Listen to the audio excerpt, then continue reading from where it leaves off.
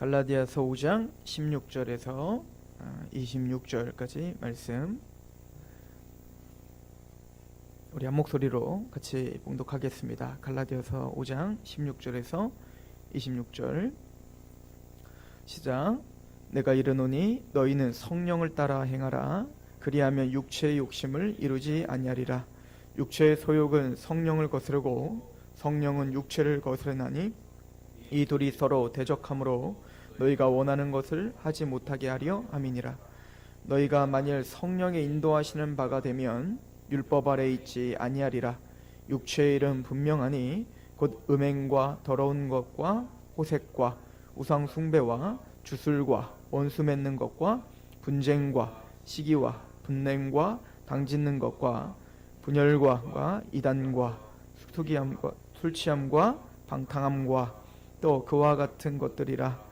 전에 너희에게 경계한 것과 같이 경계하노니 이런 일을 하는 자들은 하나님의 나라를 유업으로 받지 못할 것이요 오직 성령의 열매는 사랑과 희락과 화평과 오래 참음과 자비와 양선과 충성과 온유와 절제니 이 같은 것을 금지할 법이 없느니라. 그리스도 예수의 사람들은 육체와 함께 그 정욕과 탐심을 십자가에 못 박았느니라. 만일 우리가 성령으로 살면 또한 성령으로 행할지니 헛된 영광을 구하여 서로 노엽게 하거나 서로 투기하지 말지니라. 아멘. 우리는 지난주부터 성령의 열매에 대해서 같이 말씀을 상고하고 있습니다. 사도 바울은 복음의 정수를 우리에게 갈라디아서를 통해서 알려줬죠. 오직 믿음으로 말미암아 의롭다함을 받는다. 거기는 그 어떤 것도 껴들어갈 수 없다. 이 은혜와 하나님의 사랑을 이야기하고 그 하나님의 백성인 하나님의 참된 백성은 사랑으로 역사하는 믿음을 갖고 있는 사람들이 아브라함의 자손이다. 약속대로 유업을 받을 자다 라고 하는 거예요. 우리가 사랑으로 역사하는 믿음이 있다라고 하는 것을 우리는 또 어떻게 볼 수 있겠을까요? 바로 성령의 열매가 있는 사람들이 성령의 전이요 또 성령님이 충만하다는 증거가 되겠죠. 사도 바울은 구원받은 하나님의 백성들에게는 갈등이 있다라고 하는 것을 사실은 이야기합니다. 성령의 전 고린도전서 3장 15절 16절 17절에 보면 너희가 하나님의 성전인 것과 하나님의 성령이 너희 안에 거하신 거 알지 못하느냐? 하나님의 성전이 거룩하니 너희도 거룩하라 라고 말을 하죠. 우리는 성령님이 우리 안에 복음을 들을 때 성령님이 우리 안에 오셔서 거듭나게 하셨습니다. 그럼 그 성령님은 우리를 내주하십니다. 그리고 떠나시지 않으세요. 그래서 우리를 뭐라고 하냐면 성령 하나님이 예수 그리스도를 우리 안에 거하게 하시기 때문에 우리가 하나님의 전, 성전이라고 한다고요. 그러므로 우리 안에는 성령님이 거하시고 계세요. 그런데 그 성령님은 우리 안에 거하시면서 성령님이 하시는 역할은 뭐죠? 요한복음에 보면 요한복음 14장 15장 16절을 여러분들이 나중에 보시면 16장에 성령님께서는 예수 그리스도를 증거하십니다. 또한 예수 그리스도가 우리에게 말씀하신 그 말씀들을 깨닫게 하시는 역할을 성령님이 하시는 거예요. 그러니까 성령님과 하나님의 말씀은 뗄 수가 없습니다. 그래서 에베소서 5장에 보면 너희가 이 세대가 악하다. 그러므로 너희는 술 취하지 말고 성령 충만을 받아라 라고 이야기를 하죠. 그래서 시와 찬미와 노래와 감사들로 서로 화답하라 이렇게 열매를 맺는데 이 똑같은 구절이 골로새서에는 말씀에 너희가 충만히 거하라. 그러면 시와 찬미와 감사들로 서로 화답하겠다. 그러니까 사도 바울의 머리에는 성령 충만과 말씀 충만이 동일한 거예요. 왜냐하면 성령님께서는 예수님이 말씀하신 바 예수님을 증거하시고 예수님을 영화롭게 하며 예수님이 알려주신 그 말씀을 가지고 우리 안에 깨닫게 하시는 분이거든요. 그리고 예수님은 누구의 말로다? 나는 너희에게 내 말을 갖고 오지 않았다는 거예요. 나는 우리 아버지의 말씀을 갖고 너에게 알리셨다. 그러니까 하나님의 말씀이 즉 예수님의 말씀이고 예수님의 말씀이 즉 성령님의 말씀인 거죠. 그리고 그 성삼위 하나님은 우리에게 성경을 주셨고 그래서 그 말씀을 통해서 성령님은 우리에게 역사하시는 거예요. 그래서 성령 충만과 말씀 충만을 따로 때릴 수가 없는 겁니다. 자, 그런데 그렇게 성령님의 전이 되어 이제는 우리 안에 하나님의 말씀을 깨닫게 하시는 하나님의 은혜가 있죠. 그리고는 우리는 하나님의 은혜로 성령님의 은혜로 거듭났어요. 그래서 요한복음 3장에 우리가 잘 아는 대로 3장 3절에 내가 진실로 진실로 너에게는 물과 성령으로 거듭나지 않으면 하나님 나라를 볼 수도 없고 갈 수도 없다라고 말을 합니다. 그게 성령님으로 거듭나는 거거든요. 그래서 베드로 사도도 베드로전서 1장에 그 많으신 국률대로 예수 그리스도를 죽은 자 가운데서 부활하게 하심으로 말미암아 우리를 거듭나게 하사 산 소망이 있게 되었다. 우리는 거듭남의 은혜로 이제는 살아있는 소망을 갖게 되었다라고 이야기합니다. 그리고 그렇게 거듭난 하나님의 백성, 하나님의 성전된 자는 이제는 성장하게 돼요. 그죠? 하나님은 우리를 성숙시킨단 말입니다. 그런데 그 성숙과 성장의 목적은 어디에 있을까요? 우리 베드로 후서를 보세요. 사도 베드로가 거듭남에 대한 이야기를 베드로전서 1장에 이야기하고 베드로 후서에는 이렇게 우리에게 소개를 합니다. 베드로 후서 1장 1절부터 보십시다. 베드로후서 1장 1절 예수 그리스도의 종이며 사도인 시몬 베드로는 우리 하나님과 구주 예수 그리스도의 의를 힘입어 동일하게 보배로운 믿음을 우리와 함께 받은 자들에게 편지하노니, 이 믿음도 성령님이 주신 거죠. 성령님 우리 마음을 여신 거예요. 루디아의 마음을 주께서 열어 그 바울의 말을 청종케 하신 것처럼 성령님께서 우리 마음을 열어 보배로운 믿음을 주셨습니다. 2절 하나님과 우리 주 예수를 알므로 은혜와 평강이 너희에게 더욱 많을지어다. 그의 신기한 능력으로 생명과 경건에 속한 모든 것을 우리에게 주셨으니 이는 자기의 영광과 덕으로서 우리를 부르신 이를 알므로 말미암음이니라.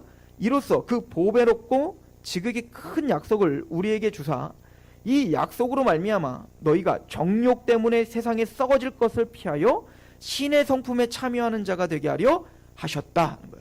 여러분들 이게 복음을 갖고 있다라고 하는 표현인 거예요. 우리가 정말 하나님의 은혜로 거듭났습니다. 보배로운 믿음이 생겼습니다. 그 보배로운 믿음이 생겼다는 건 뭐죠? 하나님의 신기한 능력으로 생명과 경건에 속한 모든 것을 우리에게 주셨다는 겁니다. 여러분들에게 복음이 심겨졌다는 것은 단순히 지식적으로 여러분들이 그냥 그걸 깨달았다는 게 아니에요. 그 복음은 역동적으로 여러분들에게 하나님께 속한 경건에 속한 모든 것을 함께 심어주신 거예요. 그래서 이렇게 표현하면 돼요. 그러니까 베드로도 너에게 거듭난 것이 썩어질 씨로 된 것이 아니라 썩지 아니할 씨로 됐으니 살아있는 항상인 하나님의 말씀으로 됐다. 왜 사도 베드로는 그 복음을 그 썩지 아니할 씨로 비유했을까요? 왜 그랬을까요? 그 복음이라는 것은 역동적으로 살아있는 겁니다. 그 씨앗이 살아있다면 땅에 심기면 반드시 그 씨앗은 썩어. 그리고 뭐 어떻게 되죠? 가만히 있는 게 아니라 땅을 뚫고 뭔가 올라온단 말이에요. 싹이 나고 그리고 뭔가 열매를 맺는단 말입니다. 마찬가지로 복음에는 지금 사과나무를 볼 때 그 사과나무의 그 어마어마한 사과나무가 사실은 씨앗 하나로 그렇게 된 거 아니겠어요? 근데 그 씨앗은 뭐예요? 볼품없단 말입니다. 그 씨앗을 보면서 우리가 어떻게 그 사과나무를 기대할 수 있겠어요? 그런데 아무것도 아닌 것처럼 보이는 그 씨앗이 그 안에는 이미 그 어마어마한 사과나무를 그 수많은 열매를 맺을 수 있는 모든 것을 유전자로 가지고 있는 거예요. 그 씨앗을 땅바닥에 심으면 거기에 뭡니까? 이제는 싹이 나고 그리고 줄기가 올라오고 나무가 되고 거기 시간이 오래 걸려 이제는 뭐가 되죠? 수많은 열매를 맺는 거예요. 이게 살아있는 씨앗이죠. 이게 살아있는 복음인 겁니다. 베드로는 그 얘기를 하고 있는 겁니다. 너희에게 주신 그 복음은 죽어있는 복음이 아니라는 겁니다. 살아있는 씨앗과 같아서 그 복음의 메시지에는, 십자가의 메시지에는 하늘에 속한 그 모든 경건에 속한 것이 다 속해 있다는 겁니다. 역동적으로 우리를 붙잡고 역동적으로 우리를 변화시키는 능력이 복음에 있다는 거 아니겠어요? 다시 보십시오. 베드로서 1장 3절. 그래서 그의 신기한 능력으로 생명과 경건에 속한 모든 것을 우리에게 주셨으니 이는 자기의 영광과 덕으로서 우리를 부르신 이를 알므로 말미암니라. 그래서 그 복음을 우리에게 심어주셨을 때 보배로운 믿음 안에는 이미 하나님께 속해 있는 모든 경건의 그 하나님의 모든 것을 이미 우리에게 주셨다라고 말합니다. 이미 여러분들은 그걸 가지고 있는 거예요. 여러분들이 참된 성도라면, 참되게 거듭났다면, 그 복음이 참되게 여러분들 좋은 맛에 떨어졌다면 이미 하나님의 경건에 속한 것들이 여러분들한테 이미 다 있다니까요. 단 그게 그 씨앗이 그러나 시간이 흘러야죠. 시간이 흐를 때 싹이 나고, 시간이 흐르 물을 주고 햇빛이 계속 자양분을 하면 그게 점차적으로 자라는 것처럼 우리는 자라고 있는 그 성장의 시간은 있지만, 그러나 언젠가는 자랄 겁니다. 이게 살아있는 복음이고 살아있는 영광스러운 믿음이겠죠? 그 4절 보세요. 이로써 그 보배롭고 즉이 큰 약속, 복음입니다. 그 약속을 우리에게 주사 이 약속으로 말미암아 너희가 정욕 때문에 세상에 썩어질 것을 피하여 신의 성품에 참여한 자가 되게 하려 하셨다. 그 목적은 어디 있죠? 정욕 때문에 세상에 썩어질 것을 이제는 피하는 거예요. 그리고 우리가 뭐가 되는 거예요? 신의 성품에 참여한 자가 되게 하려 하셨다. 주님께서 여러분들에게 복음을 심어준 목적지가 어디입니까? 신의 성품에 참여하는 겁니다. 여러분들의 성품이, 우리의 생각과 마음과 가치관이, 우리의 어떤 그 내면이 그리스도를 닮아가는 거예요. 온전한 하나님의 형상, 온전한 신의 성품이신 그 예수 그리스도의 마음으로 우리가 자라가게 하는 겁니다. 이게 복음이 하는 역할이라니까요. 복음은 그냥 댕굴댕굴 우리 안에 그냥 지식적으로만 남아있는 게 아니라, 그 복음은 믿음과 결부가 돼요. 성령님의 역사로 우리 안에 이런 역사를 이뤄낸단 말입니다.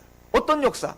정욕 때문에 썩어지는 것을 벗어버리고, 이제는 그것을 잘라버리고, 이제는 우리가 신의 성품에 참여하며 그리스도의 형상을 갈망하는 자리로 나아가는 것, 이것이 바로 복음이 하는 역할인 거예요.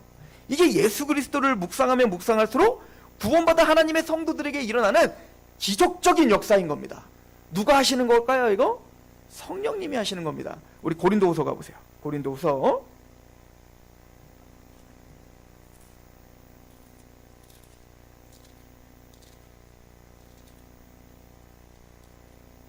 3장입니다. 고린도후서 3장. 제가 설교와 성경 공부할 때 이 구절을 자주 찾아봐서 여러분들 잘 아시는 말씀일 텐데, 3장 15절 말씀입니다. 고린도후서 3장 15절. 오늘까지 모세의 글을 읽을 때에 수건이 그 마음을 덮었다. 지금 유대인들은 오늘까지도 구약 성경을 볼 때, 이 당시에 사도 바울의 시대 때는 이제 구약 성경밖에 없었으니까요. 그 하나님의 구약 성경을 볼 때 수건이 가린 것처럼 보고 있다는 것이죠. 그런데 그 수건이 벗겨지게 됩니다. 언제? 16절. 그러나 언제든지 주께로 돌아가면 그 수건이 벗겨진다. 예수 그리스도께 예수님의 복음을 듣고 거듭나면, 성령님에 의해서 거듭나 구원을 받으면, 이제는 그 수건이 벗겨진 얼굴로 뭘 보게 되는 거예요? 하나님의 말씀을 보게 되는 거죠. 구약을 보는 겁니다. 그럼 어떤 일이 벌어지죠? 17절. 주는 영이시니 주의 영이 계신 곳에는 자유가 있다는 거예요. 자유함을 봅니다. 이제는 그 10계명을 보거나 율법을 볼 때 이것이 우리를 얽매이기 위함이 아니라 우리에게 사랑이며 하나님의 은혜인 것을 깨닫게 되죠. 이것을 지키지 않으면 우리는 죽는구나가 아니라 그 아버지의 마음을 느끼게 되죠. 자유한 거예요. 그것이 우리에게 우리를 구원에 떨어뜨릴 수 없다라는 확신이 생깁니다. 그런데 18절에 보면 이렇게 써 있습니다. 같이 봉독할까요? 시작.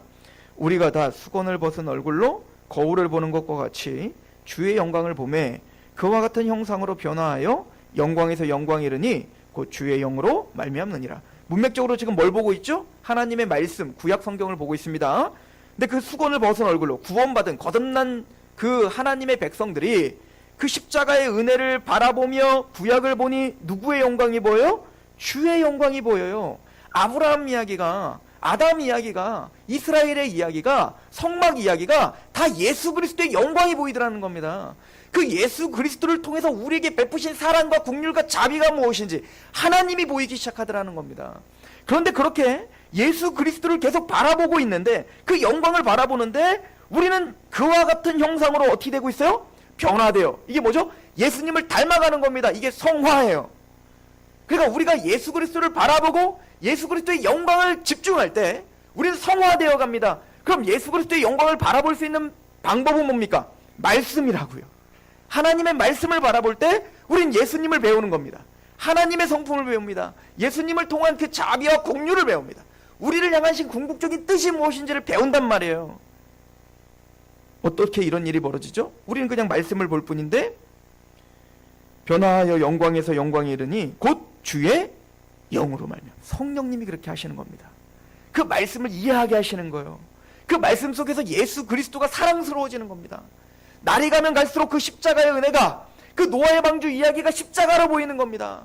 그래서 그 노아의 방주 때 그 노아가 탔던 그 방주를 하나님이 우리에게 예수 그리스도라는 방주를 주셔서 수많은 사람들이 우리도 다 그렇게 물에 수장당해야 되는데 우리가 그렇게 하나님의 은혜로 구원받은 자군요. 그 하나님을 사랑하는 그 깊이가, 그 십자가의 사랑을 이해하는 그 깊이가 성령님을 통해서 더 깊어지고 더 넓어지고 더 높아지는 것입니다. 그리고 그 사랑에 더 감격하게 되는 겁니다. 그리고 우리는 그렇게 십자가의 은혜를 바라볼 뿐인데 나는 전혀 변화가 없는 것 같아요. 근데 뒤를 돌아보니까 이미 우리는 예수님을 닮아가고 있더라는 겁니다. 내가 변화지고 있더라는 거예요.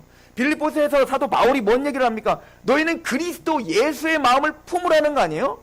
그 마음이 뭔데요?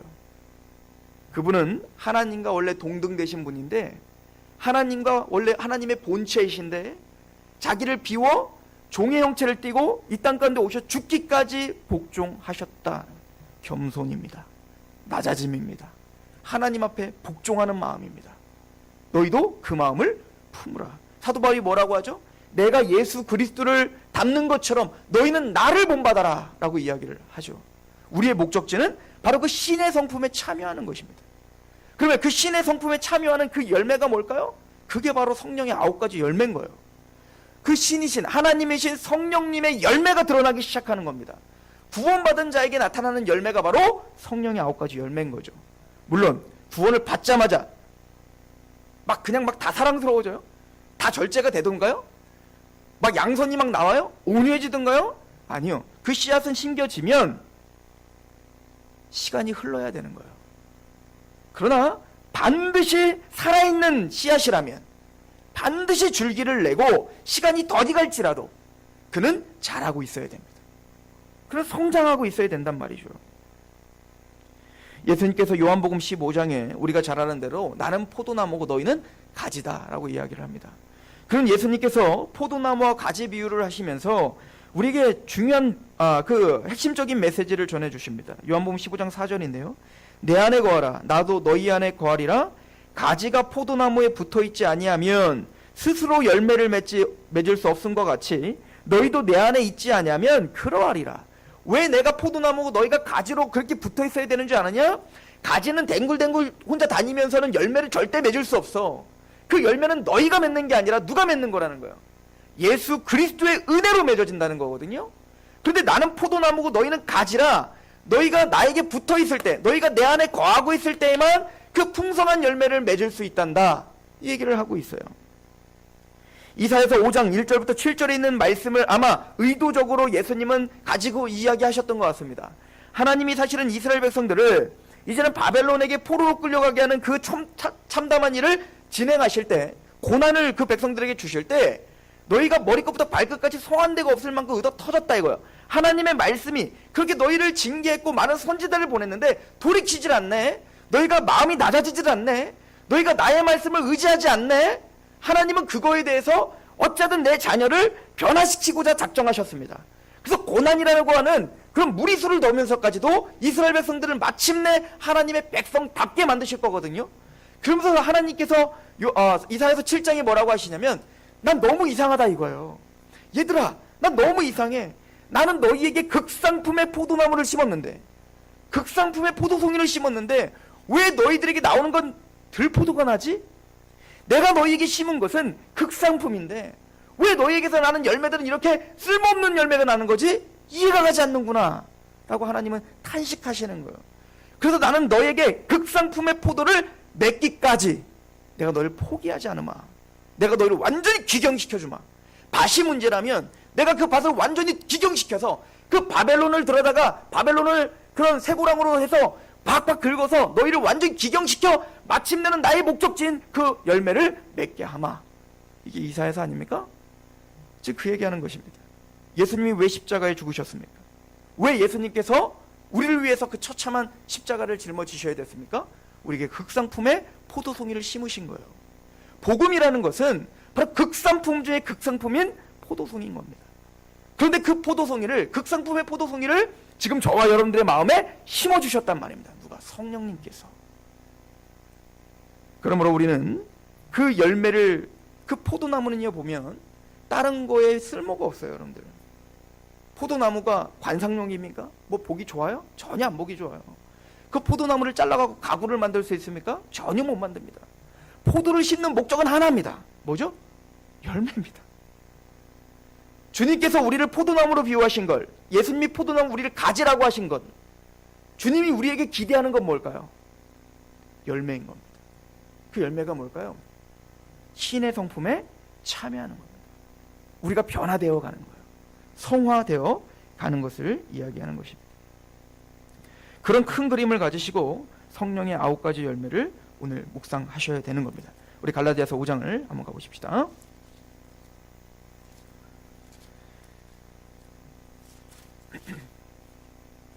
그래서 사도 바울은 갈라디아서 5장에 이렇게 이야기를 하죠. 5장 16절입니다. 내가 이르노니 너희는 성령을 따라 행하라. 그리하면 육체의 욕심을 이루지 아니하리라. 아까 베드로후서에서 베드로 사도가 뭐라고 했죠?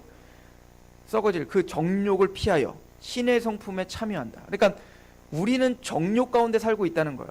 우리는 원래 본성 자체가 여기서 말하는 육체의 소욕이라고 표현할 때 그 육체라는 단어는 단지 이 육체, 육신을 가리켜 말하는 단어가 아니에요. 이것은 즉 죄성을 가리키는 걸 말하는 겁니다. 육체의 욕심과 어떤 그 죄성을 말할 때 쓰는 용어인 거예요. 예를 들어서 에베소서 4장 17절에서 20절에 보면 우리가 잘 아는 말씀이 있죠. 너는 이방인의 험한 것을 행하지 말라라고 하는 거예요. 그 이방인들은 그때에는 너희가 총명이 어두워지고 무지함과 그들의 마음에 굳어짐으로 말미암아 하나님의 생명에서 떠나 있도다. 그들이 감각 없는 자 되어 방탕에 방임하여 모든 더러운 것을 욕심으로 행하더라 하는 것이죠. 하나님에 대한 지식이 없죠. 그러니까 하나님을 사랑하는 마음이 없죠. 하나님을 사랑하는 마음에 누구를 사랑합니까? 자기 자신을 사랑합니다. 그러니까 어떻게 될까요? 하나님 말씀대로 살기보단 내 욕심을 이루는 데 삽니다. 이걸 생명에서 떠나 있는 상태, 죽어 있는 상태란 말이에요. 이거 에베소서 2장이 뭐라고 하죠? 너희가 허물과 죄로 죽었었다라고 말하는 거예요. 이게 죽어 있는 사람인 거예요. 그러니까 내 마음대로 살고 있어요. 내 감정대로 살고 있어요. 내 생각대로만 살고 있어요. 죽어 있는 거죠. 그러나 너희는 이제는 그 오직 너희를 허물과 죄로 죽었던 너희를 살리셨다는 겁니다. 이 거듭남이잖아요. 성령님의 은혜로 이제는 살아났단 말입니다. 이제는 그 썩어질 육체의 삶이 나의 복이 아니라 어쨌든 내 안에 있는 성령님이 가르쳐주고 있는 그 하나님의 말씀대로 살고자 하는 마음이 생긴단 말입니다. 완벽하다는 얘기입니까? 아니라고 얘기했죠. 로마서 7장에 사도 바울이 그래서 뭐라고 했어요? 내가 마음으로 하나님의 법을 지키고 싶어요. 구원받았으니까. 그런데 또 다른 내 마음의 죄의 법이 나를 사로잡아 그 죄 가운데서 넘어지게 하는 겁니다.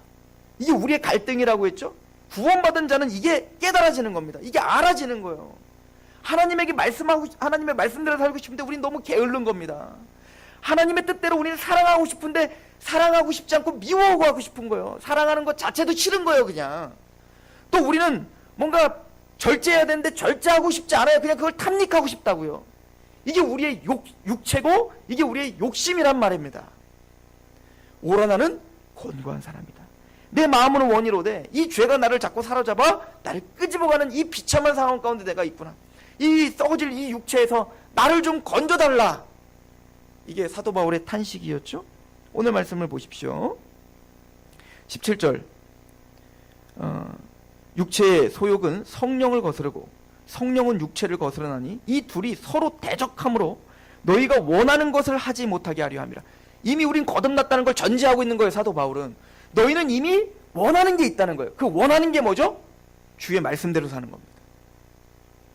이 정욕을 끊어버리고 나의 거짓된 이 자아를 끊어버리고 내 정욕을 십자가에 못 박고 나를 그리스도를 참 담는 모습으로 그 하나님께서 우리에게 요구하시는 그 모습으로 살기를 갈망하는 사람들이에요. 이게 구원받은 사람이에요. 완벽이 아니라 그 방향성이 달라진 겁니다.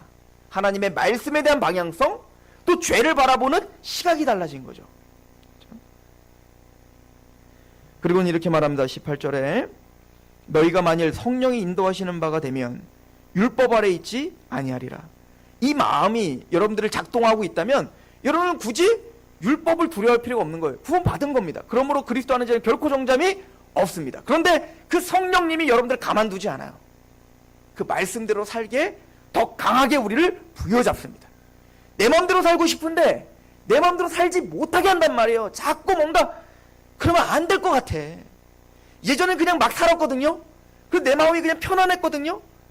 그런데 그렇게 나는 이제 하나님 말씀대로 살고 싶은데 저놈 자식을 바라보며 그냥 막 살고 싶어. 예전처럼 그냥 막 화풀이 하고 싶은데 그래서 그래야지 라고 마음 먹는다고요. 몰라 나 이제 성경도 안 볼 거야.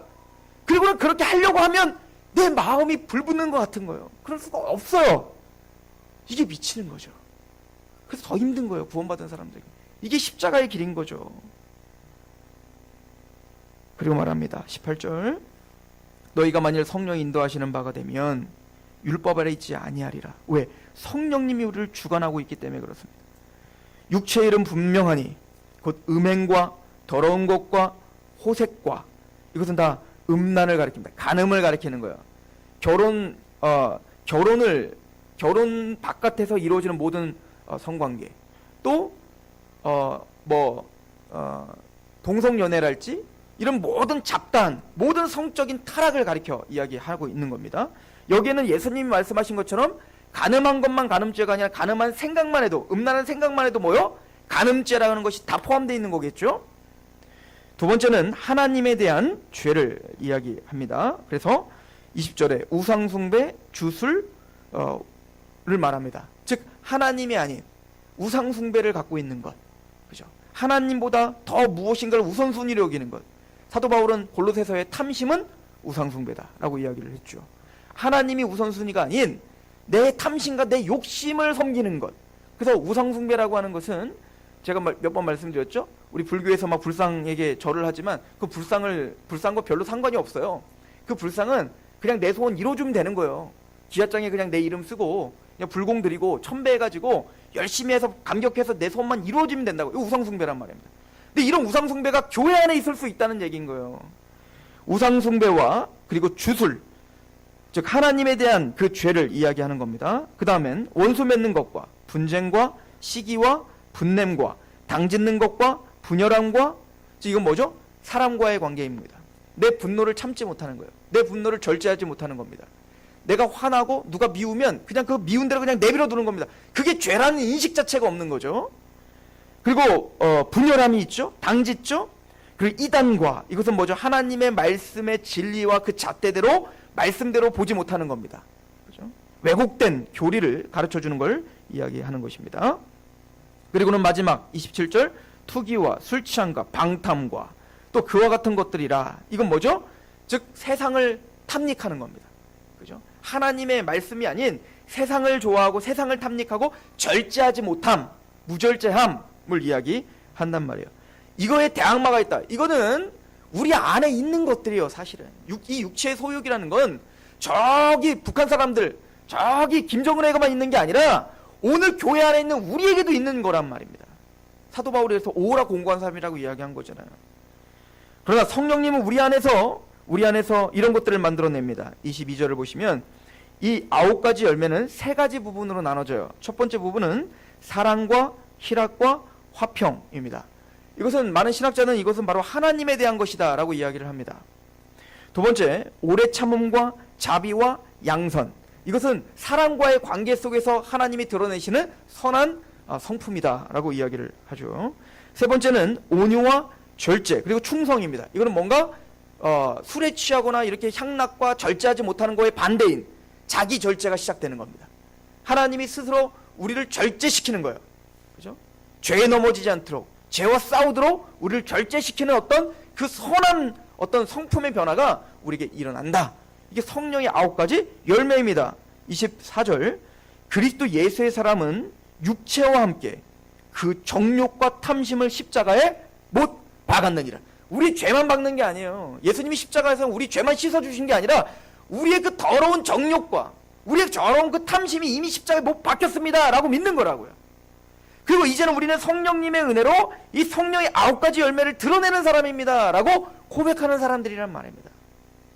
이게 역동적인 복음이 하는 역할입니다. 성령님은 우리를 사랑하게 합니다. 성령님은 하나님의 사랑을 깨닫게 하죠.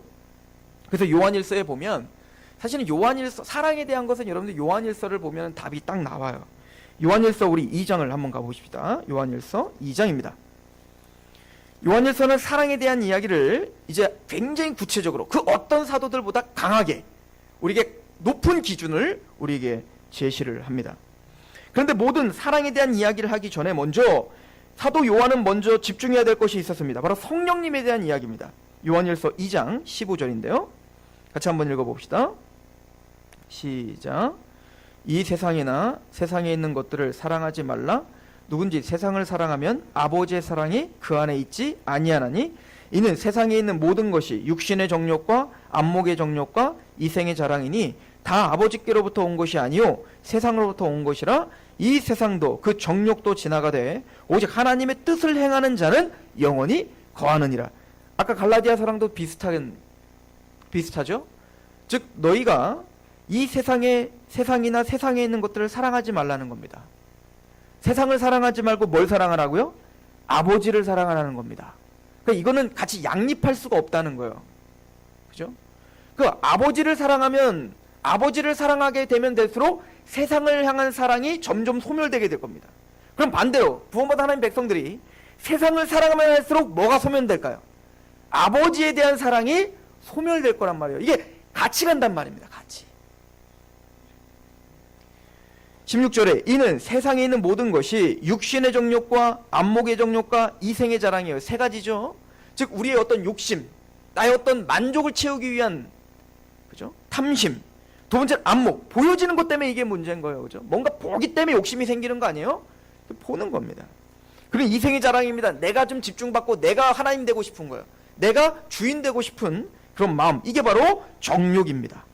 근데 사도 요한은 바로 너희는 구원받았으니 사랑받은 자이니 이 세상의 정욕을 끊어버리고 세상 사랑을 끊어버리고 뭐를 하라? 아버지 사랑으로 돌이켜라 라고 이야기합니다. 즉 아까 말한 것처럼 정욕을 끊어버리고 신의 성품에 참여하라. 베드로 사도가 말한 것처럼 사도 바울이 말한 것처럼 너희들은 이제는 그 모든 그 잡다한 죄에서 끊어버리고 성령의 9가지 열매를 맺으라. 동일한 이야기를 하고 있는 거예요. 어떻게 우리가 그렇게 될 수가 있을까요? 우리 27절입니다. 같이 한번 읽어볼까요? 20절부터 시작. 너희는 거룩하신 자에게서 기름 부음을 받고 모든 것을 아느니라. 그러기 위해서 먼저 하나님의 사랑을 알아야 됩니다. 아버지의 사랑을 알지 못하면 세상 사랑을 끊을 수가 없는 거예요. 하나님은 우리에게 야 나를 좀 사랑하고 세상 사랑을 좀 하지마 라고 윽박지르면서 우리에게 다가오시는 게 아니라 하나님은 세상 사랑을 하지 말라고 윽박지르면 오는 게 아니라 나를 사랑하라고 오면서 오십니다. 뭔가를 받고 싶으면 그 두 손에 있는 것을 내려놓고 그걸 받아야 되는 것처럼 또 이 강한 빛이 들어오면 어두움은 물러가는 거예요. 무슨 막 어두움 보고 우리 뭐 물러가 한다고 물러지러 가는 게 아니에요. 그냥 불 켜면 돼요.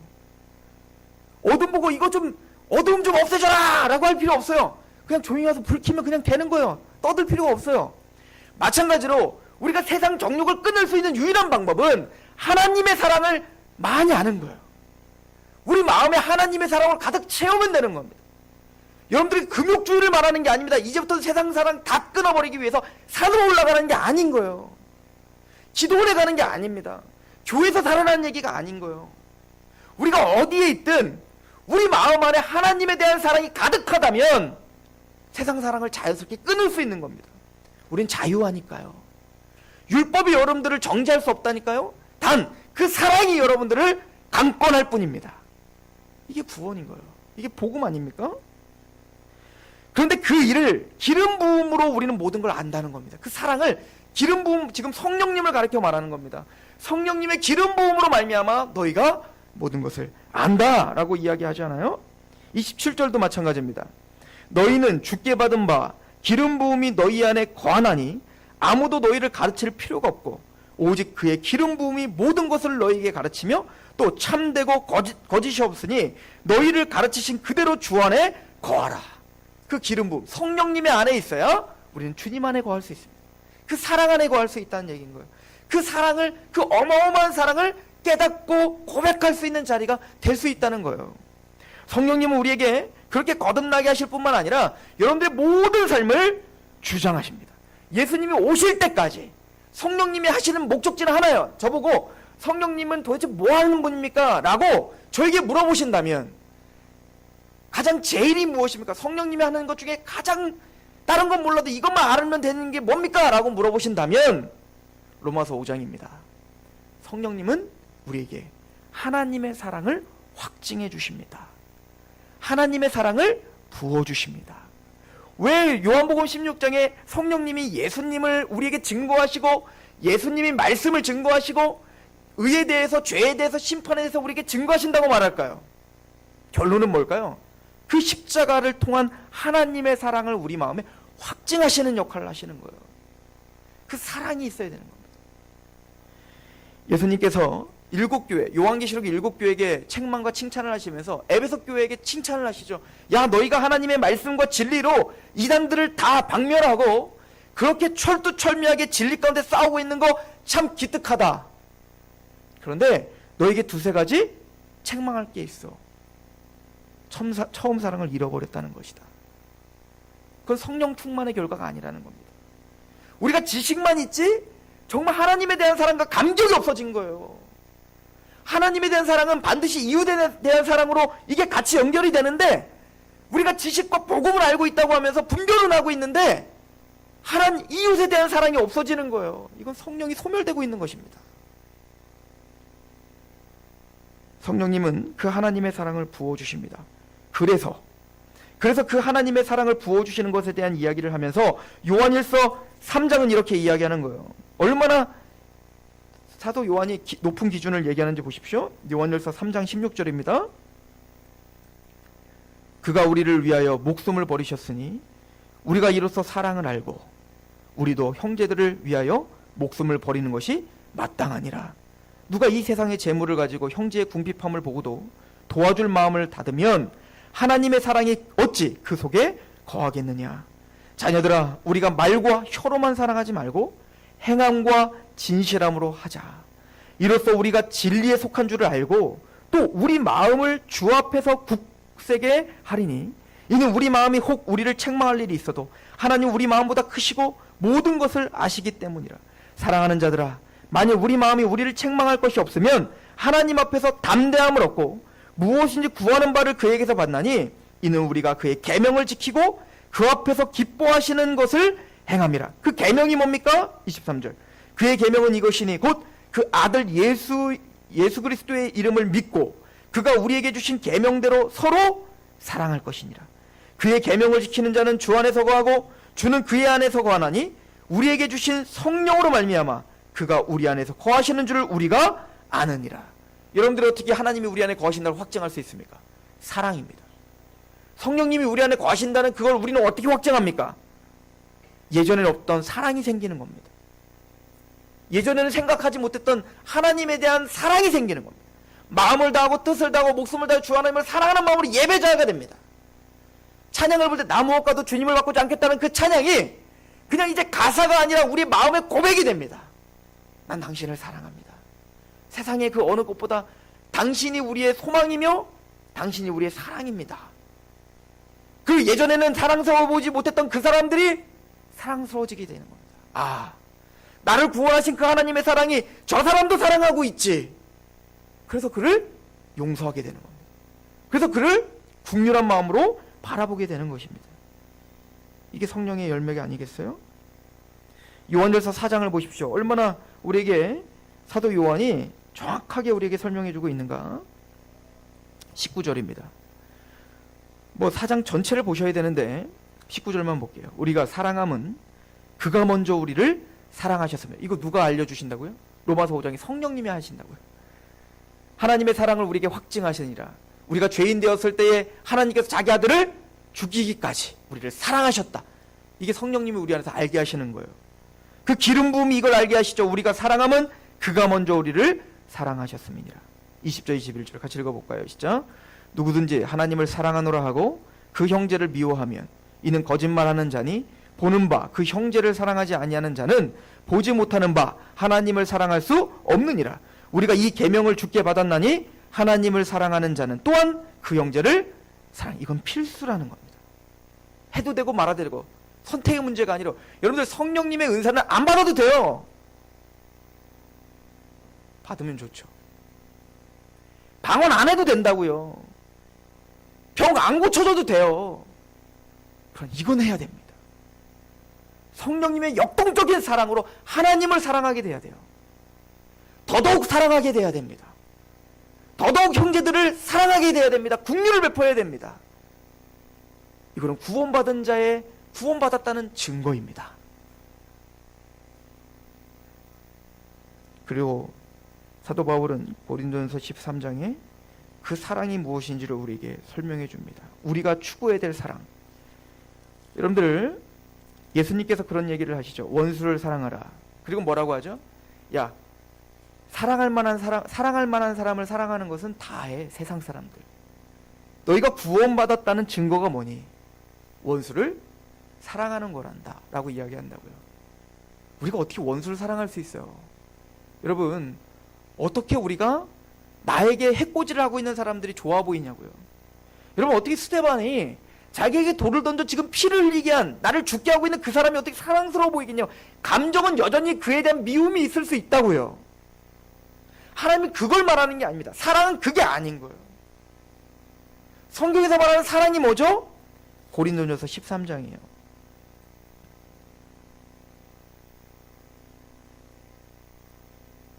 2절입니다. 내가 예언하는 능력이 있어 모든 비밀과 모든 지식을 알고 또 산을 옮길 만한 모든 믿음이 있을지라도 사랑이 없으면 내가 아무것도 아니라는 겁니다. 사랑이 최고라는 거예요. 여러분들 믿음이 좋으십니까? 여러분들 어떤 하나님의 나라에 대한 막 큰 소망이 있습니까? 아니요. 여러분들이 갖고 있는 어떤 능력이 있습니까? 막 하나님이 여러분들에게 주신 막 은사가 있어요? 막 머리가 좋으십니까? 막 방언도 하십니까? 뭐 영적인 걸 봅니까? 아무것도 아닌 거예요. 3절. 내가 내게 있는 모든 것을 구제하고 또 내 몸을 불사르게 내어줄지라도 사랑이 없으면 내게 아무것도 유익이 없다. 교회를 위해서, 하나님 위해서 어떤 헌신을 했든지 사랑이 없이 하는 것은 아무것도 아니라는 겁니다. 하나님은 사랑을 달아보시겠다는 겁니다. 그럼 그 사랑이 뭐죠? 막 사랑스러워지는 거예요? 그냥 막 감정이 막 좋은 겁니까? 아니요. 그 말 한마디도 없습니다. 사랑은 뭐죠? 의지적인 겁니다.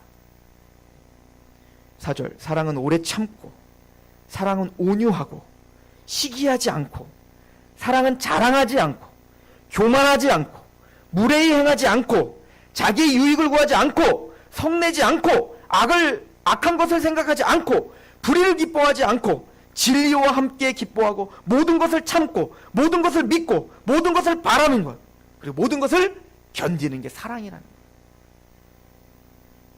이 사람이 미워 죽겠습니까? 이제 사랑할 때가 된 겁니다. 못 견디겠습니까? 이제 하나님에 대한 사랑을 증명할 때가 된 겁니다. 누가 하신 사랑인 줄 아십니까? 예수님이 우리를 향한 사랑이었어요. 우리는 예수님을 끝까지 반역했죠. 예수님에 대해서, 하나님에 대해서 끝까지 충성하지 않았죠. 아니요, 예수님 믿고 있는 우리는 지금도 우리는 하나님의 말씀보다는 세상을 탐닉하기 좋아하는 사람입니다. 이사야를 통해서 내가 너에게 극상품의 포도를 심었는데 왜 들포도 성에 나왔지? 하나님의 마음을 찢어지는 사람이에요, 우리가. 하나님, 근데 우리는 버리지 않으시죠. 하나님이 오래 참으셨습니다. 하나님 우리에 대해서 온유하셨습니다. 하나님 우리에 대해서 시기하지 않으셨습니다. 하나님은 온유하게 우리를 대하셨고, 하나님은 우리에게 악한 것을 생각하지 않으셨고, 우리의 유익을 위해 자기의 몸을 희생하셨습니다. 그리고 이제는 너희는 자기 십자가를 지고 나를 따를 수 없겠니? 너희는 그들을 사랑할 수 없겠니? 그 사랑이 너희를 아무런 역사도 주지 않니? 그 사랑이 너희를 정말 감동하지 않니? 그 사랑이 정말 너희를 신의 성품에 참여하게 할 수 있는 능력이 아무것도 안 되니? 오늘 우리에게 그렇게 묻고 있는 것 같습니다. 성령 충만하여 사랑하는 저와 여러분 되기를 축원합니다. 기도하겠습니다.